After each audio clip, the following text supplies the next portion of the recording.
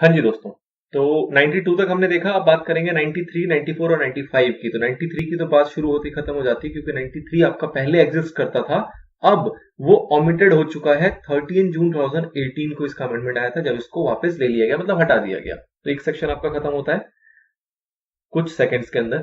अगली बात आती है सेक्शन नंबर 94 की, और फिर एक छोटा सेक्शन आएगा 95 की जो कि ओमिटेड नहीं है, दोनों को अपने को पढ़ना है। 94 किस चीज की बात करता है? वो बात करता है place of keeping and inspection of register returns. अब एक चीज ध्यान रखना कि अभी आपने पीछे से ना कुछ बातें पढ़ के आए रजिस्टर्स के रिगार्डिंग में, फिर आपने पीछे जो 92 वाला सेक्शन पढ़ा वहां पे रिटर्न्स की बात हुई। अब ये जो सेक्शन है 94 और 95 ये दोनों को लेकर कंबाइन चलेगा, मतलब यहाँ पे सीधे सीधे रजिस्टर एंड रिटर्न इस टाइप से वर्ड यूज होंगे। तो हम भी कॉमनली यही चीज यूज करेंगे। रजिस्टर के लिए आपको पता है सेक्शन नंबर 88 एप्लीकेबल हो जाएगा, और रिटर्न्स के लिए आपको पता है सेक्शन नंबर 92 एप्लीकेबल हो जाएगा। तो इन शॉर्ट हम इसको बोल के चलेंगे रजिस्टर एंड रिटर्न, ठीक है ना।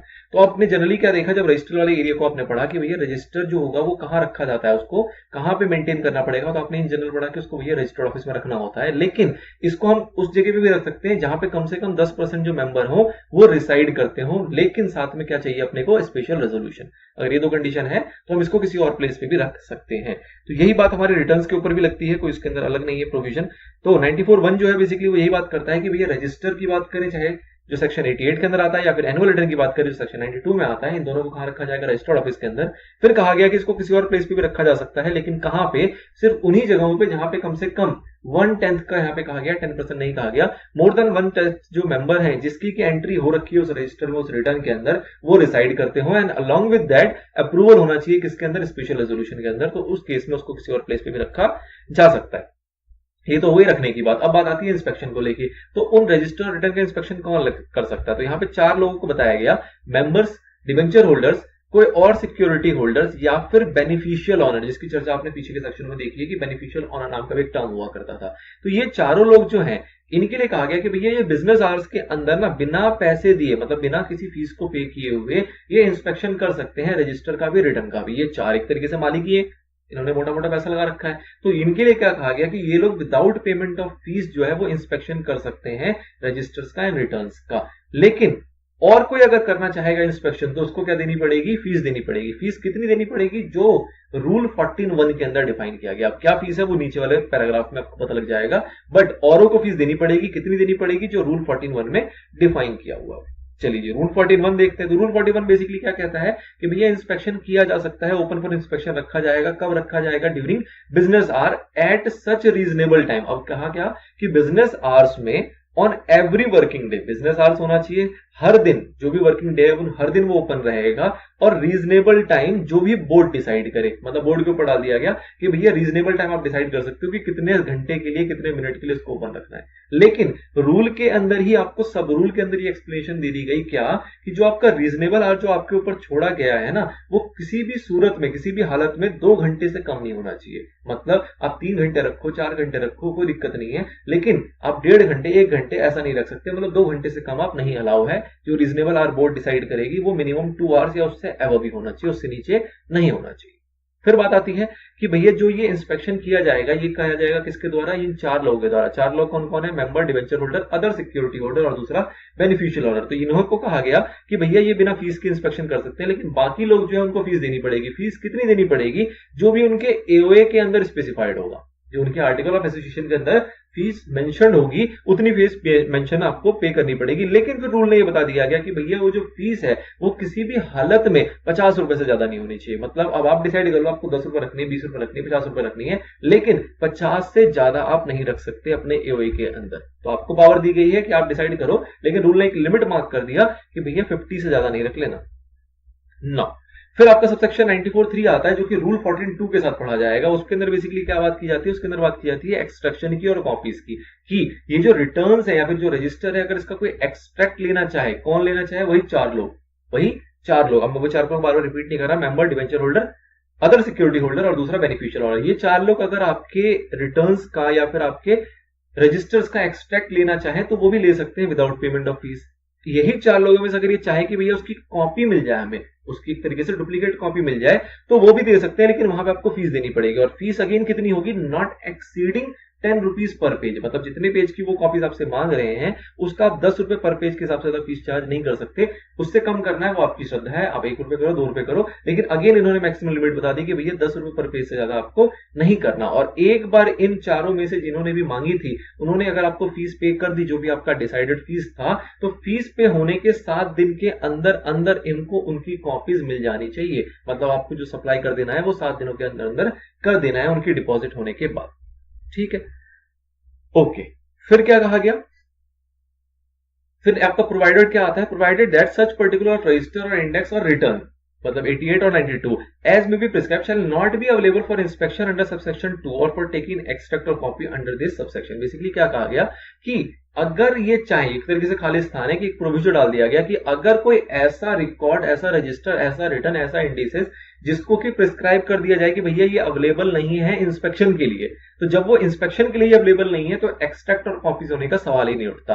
पर ऐसा कुछ प्रिस्क्राइब अभी नहीं किया गया है, एक तरीके से खाली स्थान है कि कल को अगर इनके पास पावर है कंपनीज एक्ट के पास कि वो चाहे तो किसी चीज को इंसर्ट कर सकती है कि भैया this is prescribe, this is not allowed for inspection. तो जब कोई इंस्पेक्शन के लिए अलाउड नहीं होगा तो फिर as well as that document is not allowed for extraction और कॉपीज। ठीक है, चलिए, तो ये एक तरीके से खाली ब्लैंक है जो कि प्रोविजो है। नाउ प्रिजर्वेशन की बात आती है तो प्रिजर्वेशन का रूल आपको जनरली पता है कि जनरल कितना होता है, 8 इयर्स का होता है, लेकिन यहाँ पे कुछ बातें अलग है। क्या बातें अलग है, तो आपने रजिस्टर के मामले में क्या देखा है कि रजिस्टर जो होता है वो 3 लोगों का है यहाँ पे। किन किन का, एक है मेंबर्स का, मेंबर्स को इन जनरल आप कह दो तो शेयर होल्डर्स। दूसरा आपने देखा रजिस्टर बनता है डिबेंचर होल्डर्स का, तीसरा बनता है अदर सिक्योरिटी होल्डर का। तो जहां बात होती है मेंबर की, तो मेंबर की अगर बात करें तो मेंबर का रजिस्टर जो है वो आपको लाइफ टाइम मेंटेन करके रखना है। मतलब कोई साल नहीं है, 2 साल, 5 साल, 8 साल, 10 साल, ऐसा कुछ नहीं है। परमानेंटली आपको उसको आजीवन, जब तक कंपनी रहेगी तब तक उसके रजिस्टर जो होंगे वो मेंटेन करके आपको रखने होंगे। किसकी कस्टडी में रखे जाएंगे, तो कंपनी सेक्रेटरी की कस्टडी में रखे जाएंगे या फिर किसी और पर्सन की कस्टडी में भी रखे जा सकते हैं जिसको भी बोर्ड ने ऑथराइज कर रखा होगा उसकी कस्टडी में। फिर बात आती है डिवेंचर होल्डर और सिक्योरिटी होल्डर की बात करें तो इस केस में आपको नॉर्मली पता है 8 साल का टाइम पीरियड होता है कि 8 साल तक आपको उसके रिकॉर्ड को मेंटेन करके रखना है। 8 साल कहां तक, जब उसका रिडेम्पशन हो गया, जो डिवेंचर थे, जो सिक्योरिटी होल्डर थे, वो रिडीम कर लिए गए, मतलब उनकी ट्रांजैक्शंस कंप्लीट हो गई हैं, उसके बाद के अगले 8 साल तक आपको उसको प्रिजर्व करके रखना है। अगेन किसकी कस्टडी में रहेगा, तो कंपनी सेक्रेटरी या फिर कोई और ऐसा पर्सन जिसको ऑथराइज किया गया हो बोर्ड के द्वारा। फिर बात आती है सेक्शन 92 की डॉक्यूमेंट्स की। सेक्शन 92 में क्या क्या डॉक्यूमेंट्स है, कोई भी एनुअल रिटर्न हो सकता है या फिर कोई और भी फाइलिंग ऐसी है जो कि आपने रजिस्ट्रार को कर रखी है, तो वो सारे जो दस्तावेज हैं, वो सारे जो सर्टिफिकेट्स वगैरह हैं, उनके कॉपीज वगैरह हैं, ये सारे कितने साल तक मेंटेन करके रखेंगे, तो अगेन कहा जाता है कि जिस दिन आपने फाइलिंग की है उससे अगले 8 सालों तक। बात आती है फॉरेन रजिस्टर की। फॉरेन रजिस्टर को कब तक प्रिजर्व किया जाएगा, तो फॉरेन रजिस्टर को भी आपको प्रिजर्व करके रखना है। अगर मेंबर्स की बात करें तो परमानेंटली, मतलब लाइफ टाइम। अगर मेंबर्स की बात हो रही है, शेयर होल्डर्स की बात हो रही है, तो आपको परमानेंटली लाइफ टाइम मेंटेन करके रखना पड़ेगा, प्रिजर्व करके रखना पड़ेगा। इन केस अगर वो फॉरेन रजिस्टर डिसकंटिन्यू हो जाता है तो उस केस में क्या करते हैं आपको पता है, आपने पीछे पढ़ा था। क्या करेंगे कि जितनी उसकी एंट्रीज होगी या तो वो किसी और फॉरेन रजिस्टर में ट्रांसफर कर दी जाएगी, या फिर अगर कोई और फॉरेन रजिस्टर नहीं है तो आपका प्रिंसिपल रजिस्टर, मतलब जो आपके रजिस्टर्ड ऑफिस या फिर इंडिया में कहीं ना कहीं रखा हुआ है, उसमें उसकी सारी एंट्रीज को ट्रांसफर कर दिया जाएगा डिसकंटिन्यूएशन के केस में। लेकिन जो उसकी एंट्रीज है उसको प्रिजर्व करके आपको कब तक रखना है, परमानेंटली रखना है। वही बात अगर बात करें डिवेंचर होल्डर की या अदर सिक्योरिटी होल्डर की, तो वहां पे प्रिजर्व करने की टाइम पीरियड आती है आपकी 8 ईयर्स की। तो इन जनरल आपको ये पता लग रहा होगा कि सिर्फ बात हो रही है मेंबर्स को लेकर लाइफ टाइम है, बाकी सारे डॉक्यूमेंट्स के लिए जनरल सी लाइफ होती है जो होती है 8 साल की।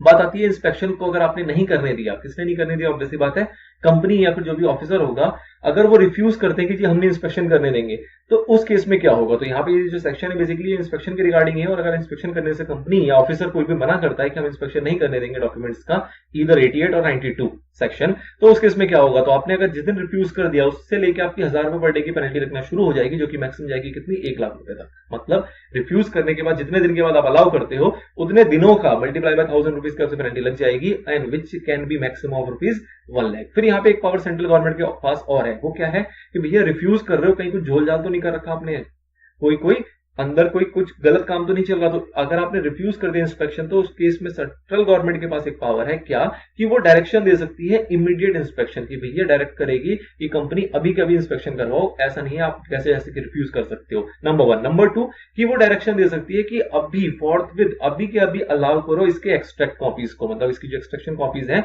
वो भी आपकी अभी अभी अलाउ करो। इस टाइप के डायरेक्शन देने का पावर रखता है कौन, सेंट्रल गवर्नमेंट, अगर उसको लगता है सही तो।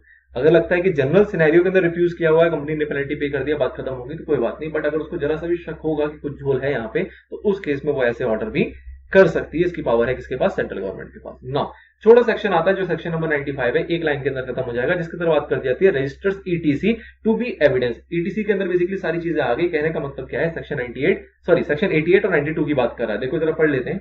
कह रहा था section simply seeks to provide that register indices or copies of annual return, मतलब तीनों चीजें कवर होगी, shall be a prima facie evidence of any matter director authorized to be inserted therein by or under this act। मतलब क्या है कि इसके अंदर जो सारी चीज की रिक्वायरमेंट फुलफिल करने के लिए कहा गया है, हम इसको कर रहे हैं, तो जो भी इसके रिकॉर्ड्स हैं, जो भी इसकी कॉपी हमने मेंटेन करके रखी हुई है, बेसिकली क्या है, एक तरीके का एविडेंस ही तो है। कल को आपको कहा गया कि आपने एनुअल रिटर्न फाइल नहीं किया, आप कहते हो जी फाइल किया, वो कहेंगे कि बताओ दिखाओ कहां किया, तो आपके पास की कॉपीज तो होनी चाहिए ना, ये हमने रिटर्न फाइल किया है। वो कहते हैं जी रजिस्टर मेंटेन नहीं किया, पेनल्टी लगा देंगे। आप कहोगे मेंटेन किया, तो आपसे क्या कहा जाएगा, दिखाओ उसकी कॉपी दिखाओ।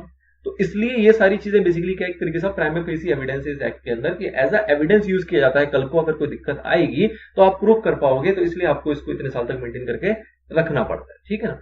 तो ये छोटी सी बात कहता जाता है आपका सेक्शन नंबर 95। अब 95 तक की हमारी सारी बातें यहां तक में रैप अप हो जाती हैं। अब जो आएगी वो असली चर्चा होगी किसके ऊपर, मीटिंग के ऊपर। जो रजिस्टर रिटर्न का एरिया था वो हमारा खत्म हो गया। अब इस टाइप की बातें आगे नहीं होंगी, ऑल्दो एक ही चैप्टर का पार्ट है, लेकिन ये एक तरीके से डिवाइडेड है पार्ट्स के अंदर। तो ये जो रजिस्टर रिटर्न का पार्ट था ये हमने रैप अप कर लिया यहां तक में।